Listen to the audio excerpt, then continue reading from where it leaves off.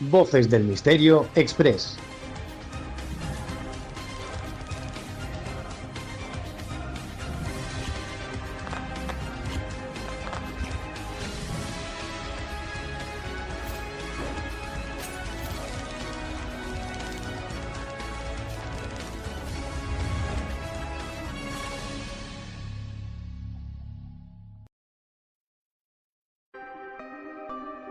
Leyendas, enigmas, fenómenos paranormales, ufología, sociedades secretas, criaturas extrañas y la parte de la historia que nunca te quisieron contar las encuentras aquí, en Voces del Misterio Express. Y esta noche nos encontramos con Antonio Puentemayor, que tiene nueva obra en el mercado, y en este caso una obra bastante especial. Se llama La Vuelta al Mundo sin salir de España, publicado con Anaya Turing. Y es que esta vuelta al mundo sin salir de España demuestra que no es necesario cruzar fronteras para descubrir maravillas comparables a las de los destinos más exóticos del planeta. A lo largo de sus páginas, el libro explora la diversidad y riqueza de España, desde playas que evocan paisajes caribeños hasta majestuosas cordilleras que no tienen nada que envidiar a los Alpes. Asimismo, recorre yacimientos arqueológicos de inestimable valor, se adentra en cuevas asombrosas y revela secretos ocultos en las profundidades marinas. Es un enfoque muy original, como es habitual en Antonio Puentemayor, y es una obra perfecta para este verano, los que quieran redescubrir lo cercano o conocer nuevas experiencias sin viajar al extranjero, que a lo largo de sus 224 páginas que se lancen y que busquen, porque Antonio Puentemayor es un habitual ya de la literatura en este país, licenciado en Filología Hispánica, guía de turoperador en circuitos por todo el país, conoce España como nadie, autor de diferentes libros. A mí me encanta Nazarenos de Caramelo, que fue por el que yo conozco y entablo esta amistad tan especial con mi querido Antonio Puentemayor, y a partir de ahí, bueno, pues ha visto muchísimos libros como La sombra de Becker y como otros tantos que destacan de su bibliografía: El pintor de los muertos, La España inédita, 40 cuentos de Semana Santa para 40 noches de Cuaresma. Es decir, tiene muchísimos libros, La pandilla morada, muchísimas obras que a uno, la verdad, y también mucha implicación con los niños, que siempre es importante, y que nos habla muy a las claras del valor que tiene Antonio Puentemayor a nivel cultural y también a nivel divulgativo. Antonio, ¿qué tal? Muy buenas noches y bienvenido a tu casa. Buenas noches, José. Es un placer estar una vez más en tu programa, contigo, hablando de esto que nos apasiona, ¿no? Que es la literatura, la historia, los viajes, bueno, pues todas estas cosas. Digo bien que es una obra de estas que uno no se debe perder, una obra que uno debe llevar debajo del brazo, a las que nos tienes ya acostumbrados, estás convirtiendo en un clásico, eso es bueno, y oye, conocer mejor España a través de lo que son escenarios o lo que son paisajes evocadores que nos pueden recordar a otros puntos del mundo. Sí, efectivamente, es un juego.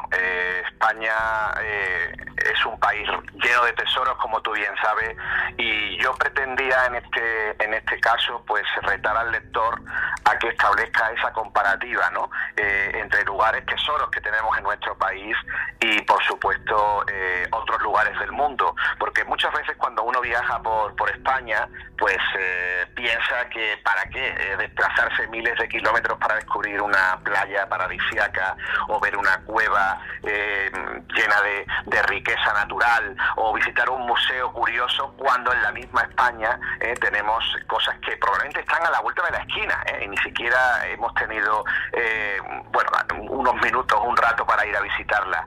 Así que esa era la idea, José, hacer un juego, hacer unos paralelismos entre lugares de España y lugares del mundo, y también al fin y al cabo pues descubrir tesoros que no están habitualmente en las guías de viaje, que a lo mejor no aparecen en nuestra lista de prioridades, pero que tenemos que verlos porque merecen la pena. Lugares que son maravillosos. La verdad es que cuando uno repasa el libro se encuentra con un buen número de sitios que te sorprenden, porque además establece una relación muy curiosa entre el país y el sitio en España en el que te detienes, ¿no? Por ejemplo, y comenzando, un cementerio alemán en Extremadura. A ver, explícame eso, Antonio.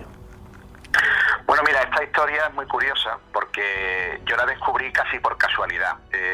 Seguramente habrá oyentes que conozcan el monasterio de Yuste, en Cuacos de Yuste, en la provincia de Cáceres, que es donde se retiró a bien morir el gran emperador Carlos I de España y V de Alemania, ¿no?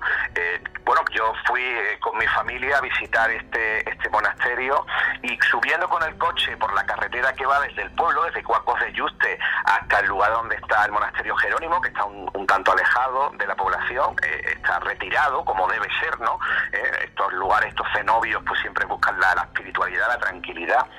Descubrí que a mano derecha en la carretera había un pequeño cementerio. Detuvimos el coche y, bueno, pues nos fuimos a echar un vistazo.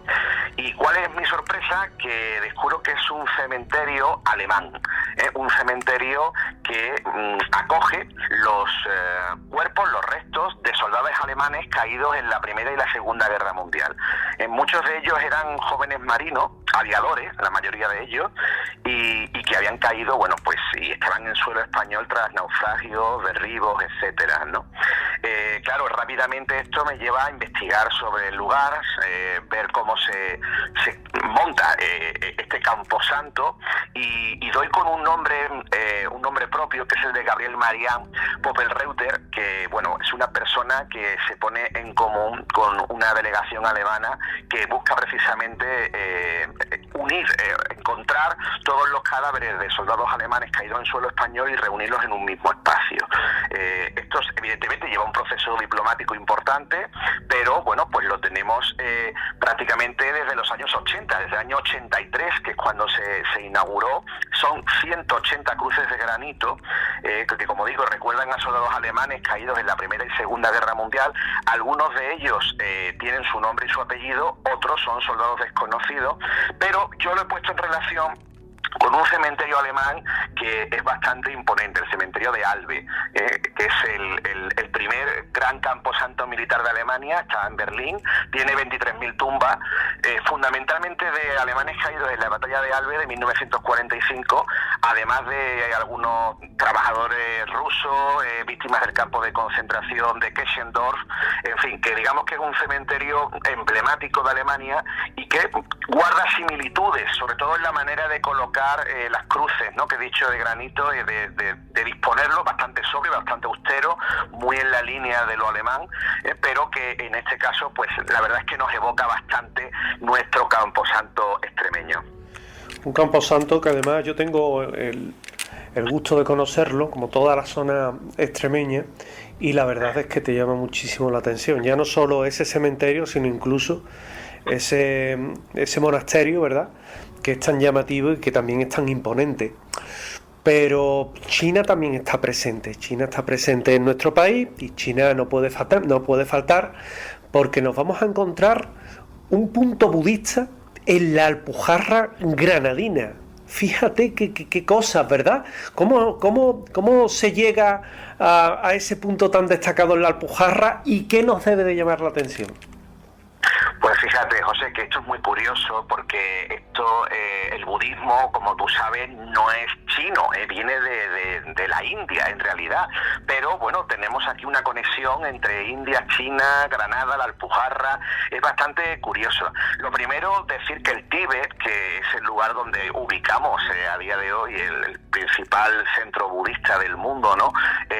Sí que está dentro de China, es una región autónoma, tiene el Everest allí como punto de referencia, que es la cumbre más alta del planeta, y al Dalai Lama, que es, digamos, la gran figura de la tradición budista. Aunque en realidad no nació en el Tíbet ni nació en China. Hemos dicho que el budismo nace en la India en el siglo VI y se asienta allí en el Tíbet, en China, en el siglo VII. Sería en el reinado de Songtse Gampo. Bueno, hoy la región evidentemente pues es, además de un emblema espiritual mundial, como tú tú bien sabes, es un centro de debate geopolítico, por desgracia. Siempre está ahí, en esa geopolítica relacionada con el gran país que es China. En España, la historia del budismo comienza en los años 70. Es la época en la que comienza a introducirse en nuestro país esta religión.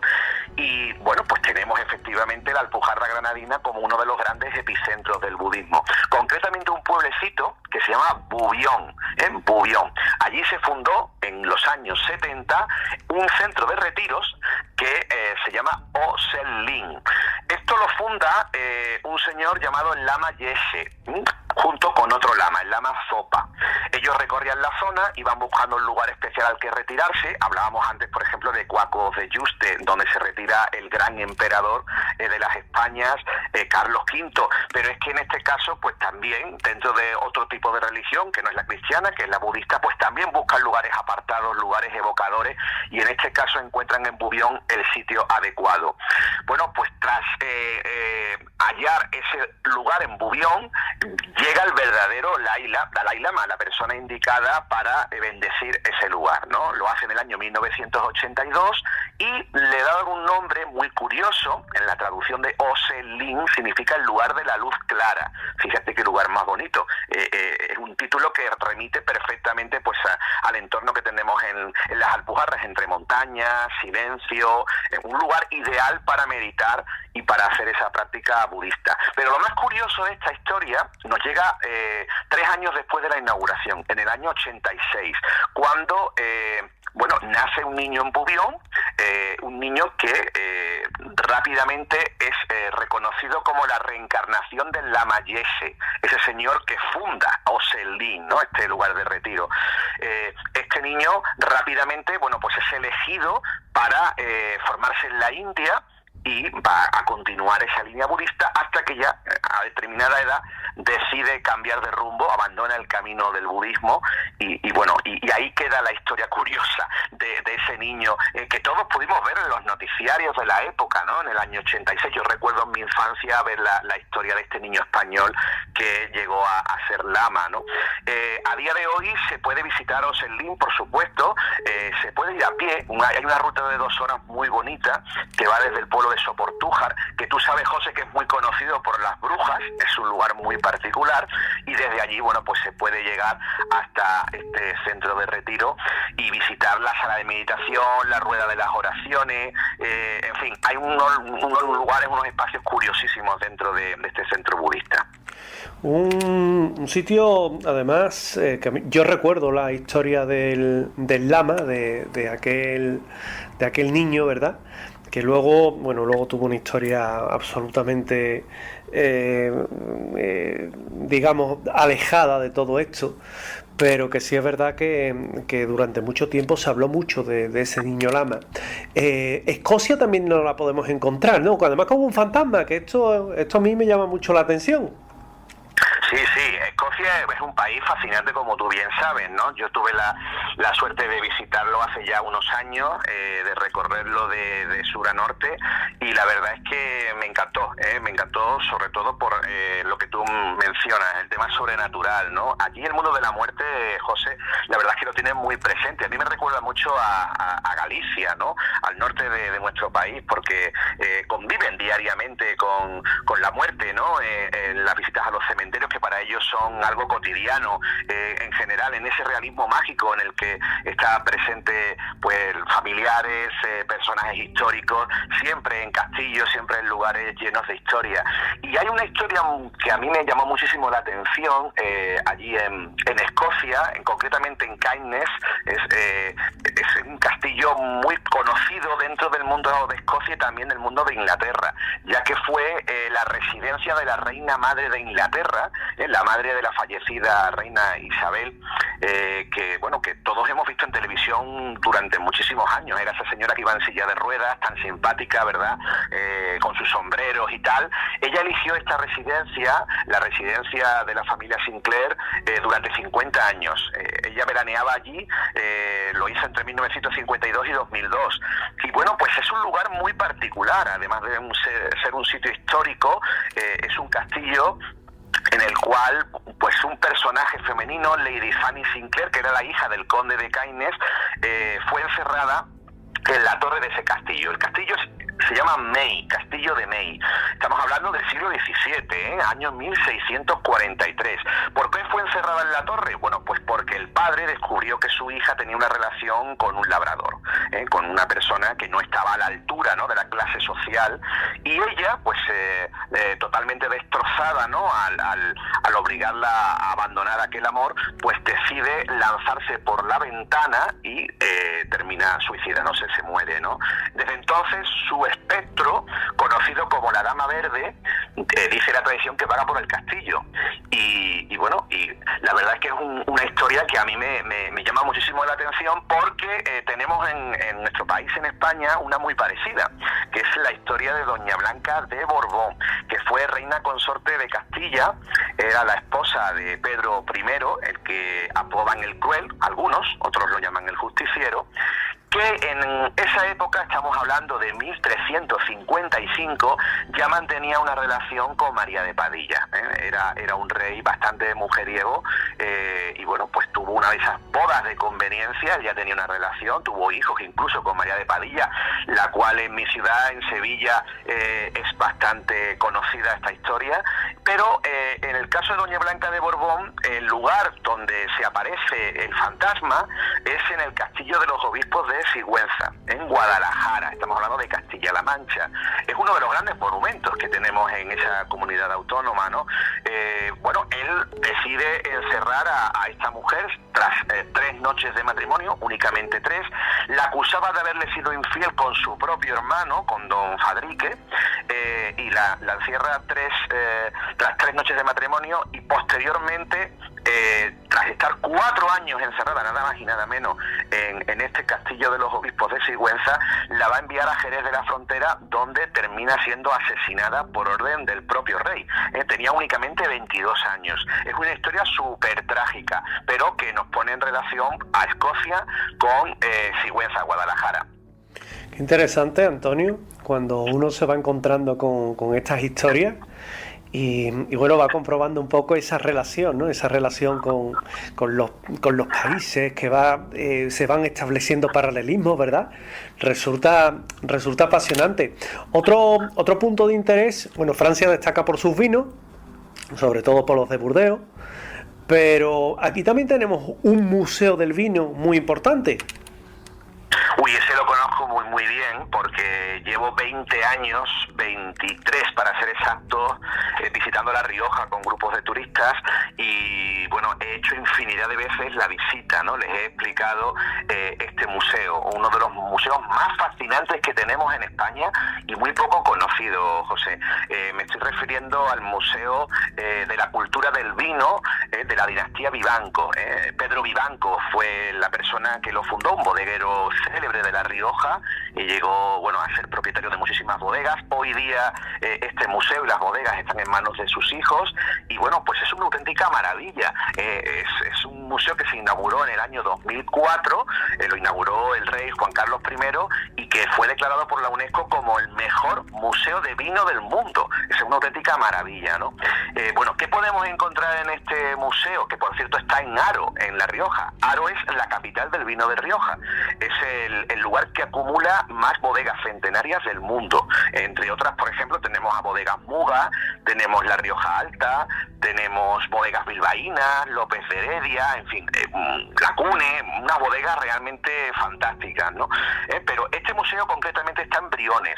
He dicho Haro, bueno, a 2 pasitos de Haro, en Briones, en un municipio que también es precioso, es conjunto histórico-artístico. Está allí en medio de una finca llena de viñedo que montó este señor Pedro Vivanco. ¿Y qué podemos encontrar en su interior? Bueno, pues colecciones únicas.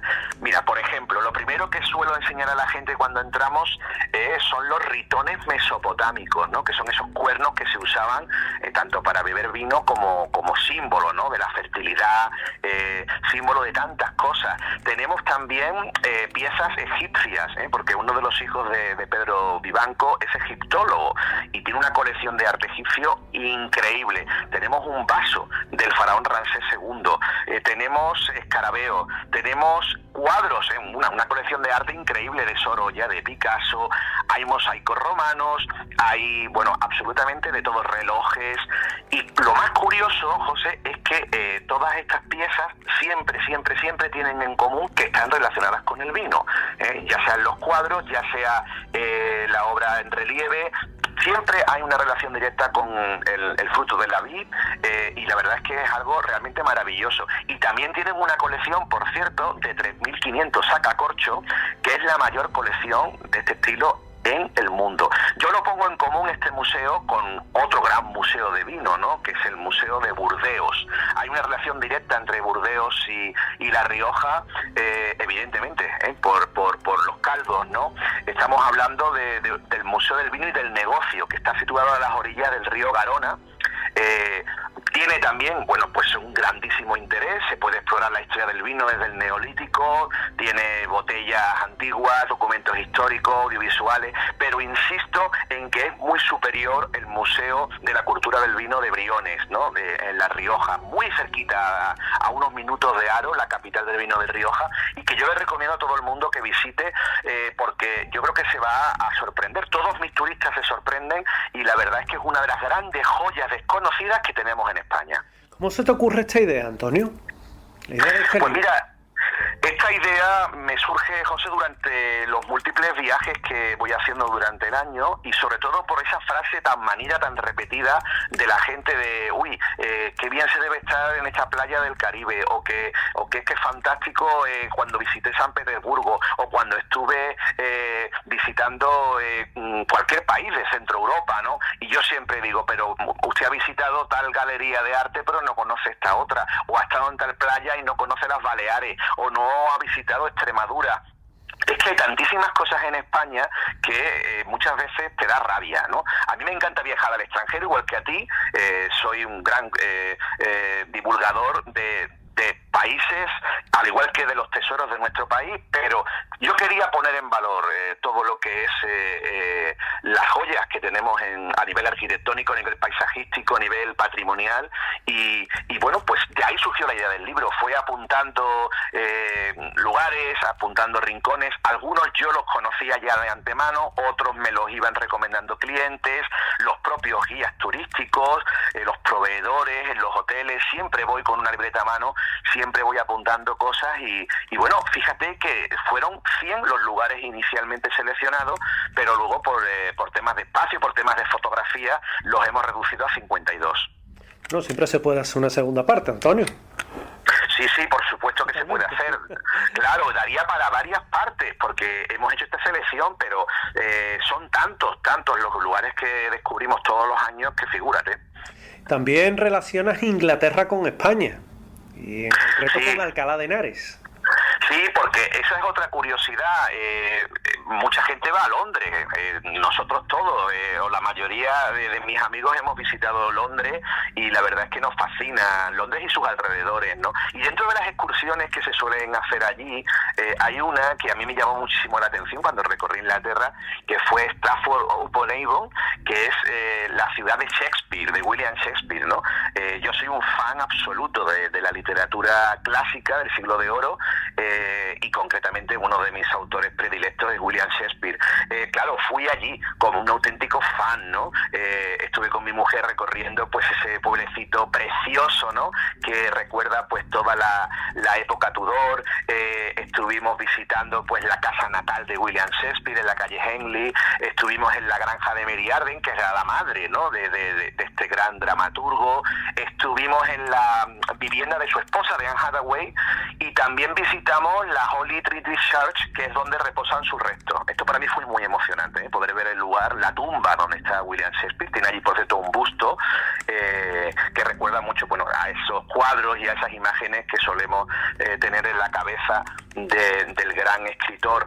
Y fue muy evocador, pero fíjate lo que suele ocurrir, ¿no? Que cuando visité Alcalá de Henares pocos años después, me di cuenta que estaba ante una Stratford complutense, que es como yo la llamo en el libro, ¿no? Porque no era dedicada a William Shakespeare, pero está dedicada pues a nuestro genio de las letras, ¿no? Que es Miguel de Cervantes. Tenemos una auténtica maravilla.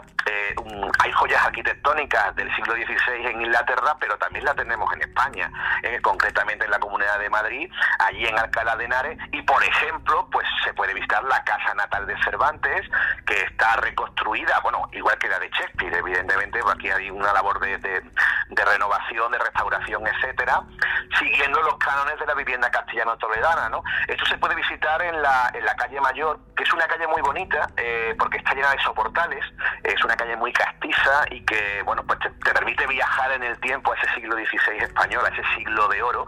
Y dentro de esa casa, pues tenemos mobiliario de época, hay unas ediciones del Quijote que son una auténtica maravilla, ediciones en varios idiomas, y tenemos, por supuesto, las esculturas de Don Quijote y Sancho, con la cual nos podemos hacer fotos en la misma puerta. También tenemos el Hospital de Antesana, que es donde trabajó el padre de Cervantes, la Casa de la Calzonera, que es donde estaba su tío. Hay un convento, el convento de la Imagen, que es donde su hermana profesó como monja, llegó a ser priora, la hermana de Cervantes. La capilla donde fue bautizado Cervantes. Tenemos la imprenta donde se sacó la primera obra pastoril, ¿no?, de Cervantes, la Galatea. En fin, que tenemos un montón de lugares y, por supuesto, como no, el Colegio Mayor de San Ildefonso, ¿no? Este Colegio Mayor es el lugar donde todos los años se entrega el prestigioso premio Cervantes. Así que imagínate, es viajar al siglo de oro, es un poco poner en común a los dos grandes autores de la literatura de esa época, sin salir de España y concretamente sin salir de Alcalá de Henares. Qué interesante. Estamos hablando con Antonio Puente Mayor, nuestro querido amigo, con respecto a su nueva obra, A la vuelta al mundo sin salir de España, para Anaya Turing, y que, bueno, es una obra fantástica que a lo largo de estas 224 páginas recoge un viaje sin salir de España, pero que nos evoca a otros puntos del mundo, como él mismo nos está explicando. Y seguimos este recorrido haciendo una paradita en el exotismo de Irán, pero evidentemente sin salir de España, y yéndonos en este caso a la provincia de Jaén. Pues mira, en la provincia de Jaén tenemos por lo pronto una gran colección de castillos, que es ni más ni menos que la primera de Europa, ¿no? Es una auténtica maravilla, son 237 fortificaciones las que tenemos en la provincia de Jaén, que se dice pronto. Se sabe que en la etapa dorada de los castillos, en la Edad Media en España hubo 500 castillos, y 237, estamos hablando que casi la mitad estaban en la provincia de Jaén, que se dice pronto. De entre esos muchos castillos que tenemos en esta provincia andaluza, que por cierto hay que redescubrir, porque Andalucía tiene joyas por todas partes, son 8 provincias maravillosas, pero Jaén siempre es una de esas provincias quizá que se menciona menos, ¿no? Que solemos visitarla menos, y yo la recomiendo encarecidamente, toda su provincia, la capital, que es muy coqueta, que es preciosa. En fin, hay cosas increíbles, José, en Jaén, pero una de ellas, una de las grandes joyas, es el castillo de Burgalimar. Esto está en la provincia de Jaén, concretamente en Baños de la Encina, que es una localidad de origen romano y que fue muy importante en la Andalucía musulmana, ¿no?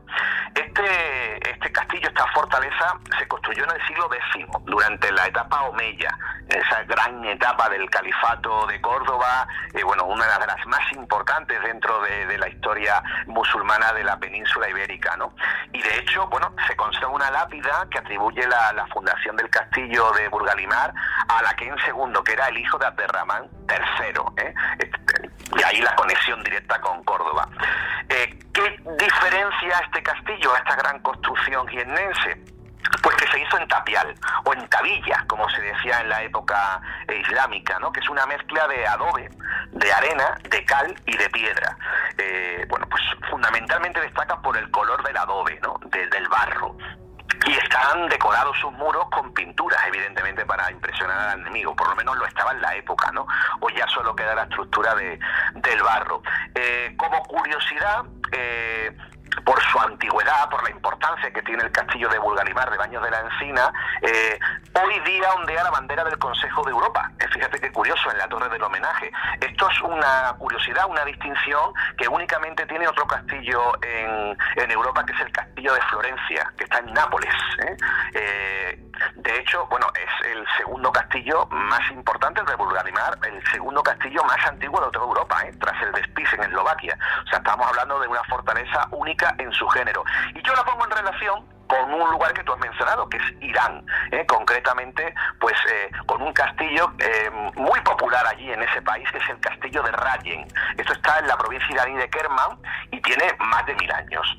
Estamos hablando de una tierra, como sabes, llena de historia, con una de las civilizaciones más antiguas del mundo, desde la antigua Persia, que pasó por la era islámica, con una gran revolución en el año 79, y donde, bueno, pues se encuentran tesoros realmente fascinantes: la mezquita del Shah en Isfahán, el palacio de Golestán en Teherán, el templo de Zoroastro, el jardín persa, en fin, hay absolutamente de todo allí para los turistas, pero sobre todo su gran joya es ese castillo de Rayen, que es una de las grandes fortalezas de barro que tienen en el país, junto a la ciudadela de Van. Por tanto, Irán, Jaén, tienen puntos en común, antigüedad, tienen historia, tienen fortificaciones, así que nada, yo por supuesto recomiendo visitar Irán y otros muchos lugares del mundo, pero antes hay que visitar la provincia de Jaén y concretamente pararse en Baños de la Encina. Otro punto que quizás hay quien pueda pensar que tiene pocas cosas en común con España es Islandia. Sin embargo, tú has encontrado un elemento análogo, evocador de Islandia con lo que es el norte de España, con lo que es las tierras gallegas. Sí, no ha sido nada fácil, porque la verdad es que pensar en Islandia y pensar en España, dice, bueno, a ver qué hay aquí que podamos comparar. Bueno, pues hay una cosa que a mí me fascinó la primera vez que visité Orense, en Galicia, que son las aguas termales. Orense destaca por sus termas, y Islandia pues comparte con Galicia también esta riqueza natural, ¿no?, que son las aguas termales. Bueno, lo primero, en Islandia, que es una gran isla nórdica, como saben los oyentes, formada por lava petrificada y basalto, precisamente debe su nombre a los exploradores del siglo IX. Digo bien, siglo IX, que la llaman la tierra del hielo, Islandia, ¿no? Islandia. Bueno, pues es un lugar que, aunque tiene un clima templado gracias a la corriente del Golfo, pues durante grandes épocas del año, pues tenemos bastante nieve. Hoy solamente tiene 350.000 habitantes Islandia, José. Pese a todo, es uno de los países más desarrollados del mundo. Visitar Islandia es pensar automáticamente en fiordos, en glaciares y, por supuesto, en estas pozas termales que están alimentadas por energía geotérmica. O sea, estamos hablando de unos lugares donde uno se puede sumergir durante todo el año, destacando, pues, por ejemplo, las termas de Mivás. Mivás es una de las más famosas que tenemos en el país. Pero es que al otro extremo de Europa, en nuestro norte español, en este caso nuestro noroeste, tenemos a Orense. Orense, que es uno de los lugares quizás menos conocidos dentro de lo que son los itinerarios turísticos de Galicia. Orense, Lugo, quizás son las dos provincias menos visitadas. Sobre todo, bueno, tenemos la provincia de Pontevedra y la provincia de La Coruña como lugares número uno en cuanto a turismo. Yo conozco esta tierra desde hace más de 20 años, voy con mis grupos, recorro Santiago de Compostela, voy a La Coruña, voy a Ferrol, a las Rías Altas, a las Rías Bajas, pero es verdad que en Orense, bueno, en algunos circuitos hacemos alguna parada, y sobre todo a la gente le llama la atención precisamente esas aguas calientes, ¿no?, esas burgas, que es como se conocen allí, a las aguas hipertermales, que además son muy buenas para los problemas dermatológicos, ¿no? Hay allí pozas, que es como se conocen en Galicia a estas aguas termales, las pozas de Chabasqueira, tenemos el manantial do Tinteiro, que por cierto alcanzan los 43 grados centígrados, o tenemos la Burga do Muiño, que es una piscina termal al aire libre, y que mis turistas siempre les llama la atención cómo la gente se está bañando allí, bueno, pues con una alegría que la verdad es que da envidia, ¿no? Pero es que en el mismo río Miño, a orilla del Miño, dentro de lo que podría ser la GTB, el cauce del río, vemos como unas pequeñas piscinas que están delimitadas Y allí tenemos las termas de Utaris, que tienen estética incluso japonesa y que tratan a los clientes de manera excepcional, ¿no? Hay chocolaterapia, por ejemplo, ¿no? Técnicas de chocolate para la piel, también se les trata con algas, se les trata con fango, y que llegan a brotar a 60 grados centígrados, ¿no? La verdad es que es una cosa fascinante y que efectivamente pone en común una Galicia, que es uno de los lugares más ricos, más bonitos e interesantes de España, con ese país tan lejano, tan curioso que es Islandia. Otro punto importante, las Islas Caimán. Aunque en este caso te vas a un sitio que yo también hubiera establecido analogía, como es Lanzarote. Cuéntame, ¿dónde encuentro ese paraíso en Lanzarote? Pues mira, José, en Lanzarote tenemos el Museo Atlántico, que es una maravilla que se inauguró en el año 2017 y que es el único museo subacuático de toda Europa, ¿eh? Fíjate lo que te estoy diciendo. Está a 12 metros de profundidad, concretamente en la Bahía de las Coloradas. Un lugar de Lanzarote realmente increíble. Tiene 2.500 metros cuadrados y alberga nada más y nada menos que 300 esculturas realistas. Esto fue un proyecto de un artista increíble, Jason de Kais Taylor, que funciona como arrecife artificial. De hecho, se puede uno sumergir, si tienes el título de buceo, puedes bajar allí y visitar este museo subacuático, repito, único museo subacuático de toda Europa, y que tiene, obras increíbles, ¿no? Él las ha titulado con unos títulos a mí me parecen muy bonitos, muy poéticos, ¿no? Cruzando el Rubicón, la balsa de Lampedusa, el girahumano. Estamos hablando de figuras a tamaño real, ¿eh? Concretamente 200 figuras a tamaño real. Después hay otras esculturas las visitas se pueden realizar desde puntos como Playa Blanca o incluso Fuerteventura, ¿eh? He dicho antes lo del título de buceo, pero no, con una práctica previa se puede visitar, ¿eh? Habría que, evidentemente, pues tomar unas lecciones básicas para poder bajar, evidentemente subirse en un barco y que te guíen, ¿eh? Que te hagan un buceo guiado y vivir esa experiencia. Esto tiene mucho que ver con otro lugar del mundo que tú has mencionado, que es las Islas Caimán, que fueron avistadas por Cristóbal Colón en el año 1503 durante su cuarto viaje y que, es una auténtica maravilla. Por cierto que Colón no las llamó Caimán, las llamó las tortugas, porque encontró bastantes tortugas allí. Lo que pasa es que 27 años después descubrieron que también había caimanes, de ahí el nombre de las Islas Caimán. Y curiosamente las Islas Caimán fueron colonizadas por un señor que por desgracia lo sufrimos mucho en el norte de España, que era Francis Drake, el famoso pirata corsario inglés Drake, que llegó a asolar las costas de La Coruña y que en el año 1586 y tras pasar por Jamaica se asentó allí en las Islas Caimán e integró este lugar para el Reino Unido, que ya sería oficial desde los años 50. Así que es un lugar muy evocador, evidentemente las Islas Caimán, pero nosotros tenemos este museo subacuático maravilloso en Lanzarote y que hay que ir a visitar. Un bosque encantado también, un bosque encantado lituano, porque nos lo vamos a encontrar en Málaga, y es curioso la cantidad de bosques encantados que hay en el mundo, porque a mí así a bote pronto recuerdo un viaje que hice a Rumanía, donde también hay, no un bosque encantado, ya es que es un bosque maldito directamente el rumano, ¿no? Pero tú traes uno lituano o una referencia lituana, en este caso a un punto muy concreto de Málaga. Sí, efectivamente, tú has hablado de Rumanía, que es un país también lleno de sorpresas, ¿no? Con una naturaleza exuberante, y en el caso de Lituania, pues estamos hablando de The Wheel of Wishes, que es el Cerro de las Brujas. Esto está en un pueblo costero, en Huodkrante, no sé si se pronuncia así, pero es un lugar que tiene esculturas de madera, que representan evidentemente a personajes del folclore lituano, ¿no? Que están inspirados en tradiciones paganas.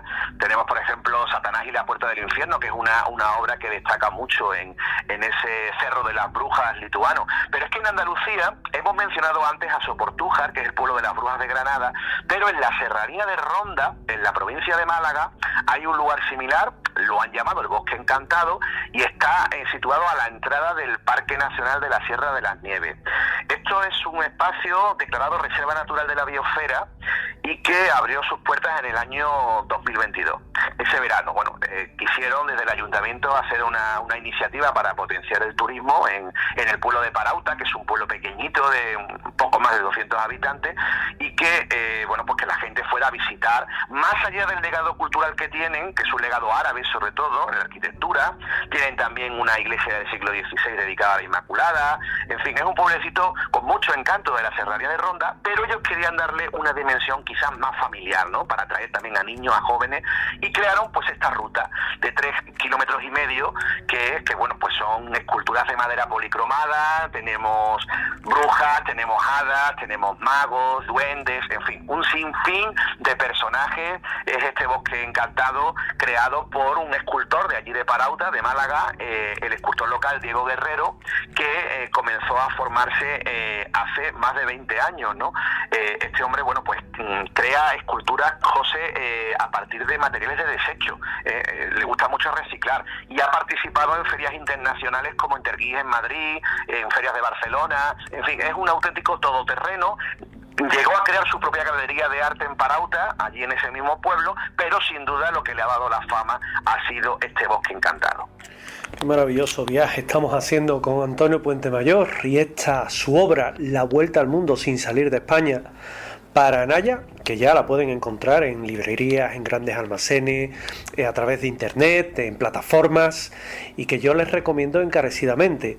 Un último sitio, Antonio, un último sitio que no puede faltar, que es Túnez, a través de yacimientos romanos, y donde si no, irnos aquí a nuestra Andalucía, a Cádiz.